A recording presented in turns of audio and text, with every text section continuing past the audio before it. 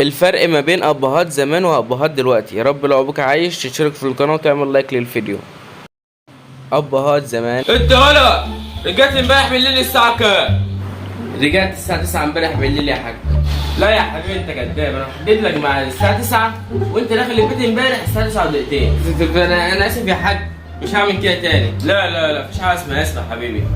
وشك للحيط وارفع ايدك لفوق. حاضر يا حاج. بابا انا عايز مصروفي. انت صليت العصر يا ولدي؟ لسه يا بابا، انا هصلي اهو. يعني ما صليتش. طب ارفع بقى المخدة واقول لك لفوق لمدة 33 ثانية. حاضر يا بابا.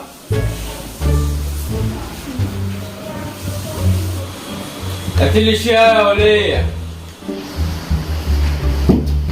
اتفضل يا حاج. هات يا ولية. الشاي ده ناقص سكر يا حاجة، ناقص 3 حبات سكر. لحظه بس يا حاج، هجيب لك السكر اللي انت عايزه. ارفع ايدك لفوق ولو نزلتيها همدك على رجلك. حاضر يا حاج.